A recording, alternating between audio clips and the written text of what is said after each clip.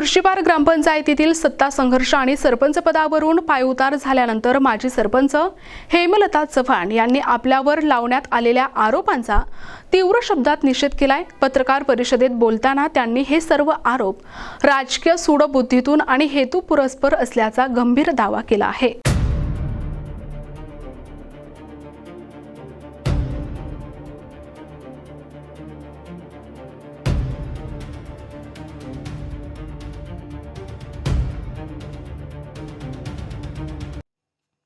हेमलता चव्हाण म्हणाल्या, माझ्यावर करण्यात आलेले सर्व आरोप पूर्णतः बिनबुडाचे, निराधार आणि तथ्यहीन आहेत। गावात ओबीसी समाजाची लोकसंख्या मोठ्या प्रमाणात असून अनुसूचित जातींची संख्या तुलनेने कमी आहे। या सामाजिक रचनेचा गैरफायदा घेत मला जाणीवपूर्वक लक्ष केले जाते। आपल्या कार्यकाळात कोणताही अन्याय किंवा भ्रष्टाचार केला नसल्याचे ठामपणे सांगताना त्यांनी स्पष्ट केले की ग्रामपंचायतच्या माध्यमातून विविध विकासकामे पारदर्शक पद्धतीने राबविण्यात आली। मात्र काही राजकीय हितसंबंध असलेल्या व्यक्तींनी जाणीवपूर्वक चुकीची माहिती पसरवून गावकऱ्यांमध्येच संभ्रम निर्माण केला, असा आरोपही त्यांनी केला आहे।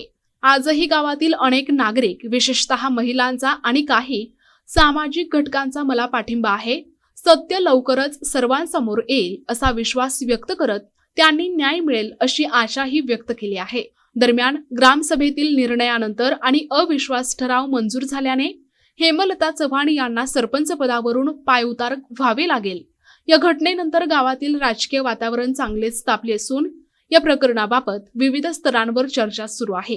आता या संपूर्ण प्रकरणावर प्रशासनाची पुढील भूमिका काय राहणार, तसेच आरोप प्रत्यारोपांच्या पार्श्वभूमीवर कायदेशीर प्रक्रिया कोणत्या दिशेने पुढे जाणार, याकडे गावकऱ्यांसह सर्वांचे लक्ष लागले आहे।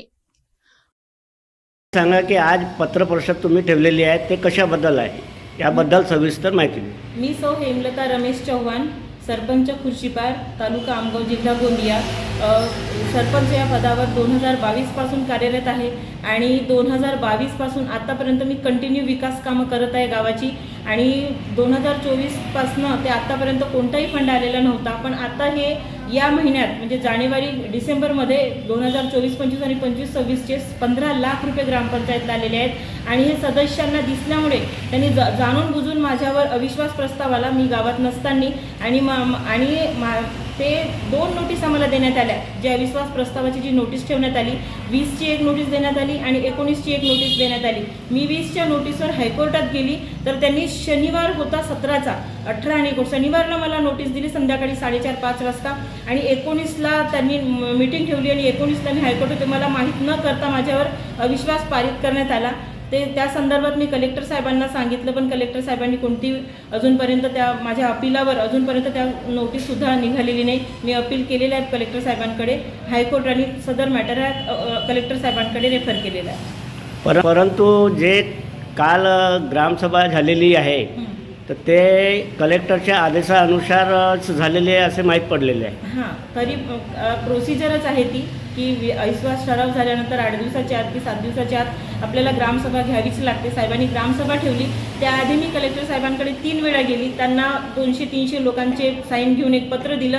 सर, गोंधळ होण्याची शक्यता आहे, कारण त्याच्या 1 दिवसाआधी ह्याच लोकांनी एक बाई मला सपोर्टिव्हली म्हणजे तिला म्हणत होते की तू असं म्हण की तू पैसे खाल्ले, तूने हिला पैसे दिले, म्हणजे माझ्यावर ब्लेम कर असं तिला म्हटलं। तिने केलं नाही, ती म्हटली नाही मी त्यांना पैसेच दिले नाही, तुम्ही कशाला म्हणू। आणि तिने त्या म्हणजे जिथे आम्ही ना NT-ST आमच्या गावाला रेव्हेन्यू डिपार्टमेंटची जागा नाही, म्हणून आम्ही लोकांनी त्यांना एका जागी कुठेतरी त्या लोकांना जागा देण्याचा प्रयत्न केला होता आणि त्याचा ठराव म्हणजे 26 जानेवारीला घेतला होता आणि त्यानुसार तिने तिथे एक झोपडी टाकली होती आणि त्या झोपडीत ती राहत होती, मजबूर होती। तर असं तिने म्हटलं म्हणून तिची झोपडी जाळून टाकली आणि लोकांना धमकावत आहे। तर ह्या धमकीतनं वाचण्यासाठी कलेक्टर साहेबांना म्हटलं फक्त गुप्त मतदान द्या सर, जे निर्णय येईल ते मला मान्य होईल, पण ओपन मतदान घेऊ नका। कारण माझ्याकडनं जी पब्लिक आहे ती गोवारी समाज, ढिवर समाज आणि माझा SC समाज हा आहे आणि तो पोवार समाज हा 75% गावामध्ये आहे आणि 25% लोक जे आहेत ते माझ्या समाजातले आहेत। आणि तरी पण मला आजही जर गुप्त मतदान होते तर मला 70% मतदान आजही मला मिळू शकते।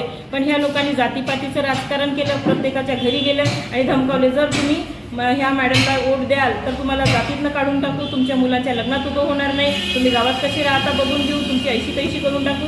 आणि त्यामुळे मी साहेबांना रिक्वेस्ट करूनही मला गुप्त मतदान दिलं नाही। आणि त्यामुळे मी कालच्या ज्या सभेवर मी बहिष्कार केला आणि माझ्या पक्षाचा एकही माणूस तिथं गेला नाही आणि त्यामुळे मी सुद्धा गेली आणि फक्त एवढं म्हटलं की मला या सभेवर बहिष्कार आहे. तेच रेकॉर्डिंगसुद्धा तहसीलदार साहेबांनी ते रेकॉर्डवर घेतलं नाही. सभेत जाऊन म्हटल्यावर की ह्या सभेवर मॅडमचा बहिष्कार आहे आणि त्यांनी घोषणा करून दिली की 6 से 60 मतांनी विरोधी पक्ष जिंकला. पण हे खोटा निर्णय आहे. आमच्या त्या सभेवर बहिष्कार होता.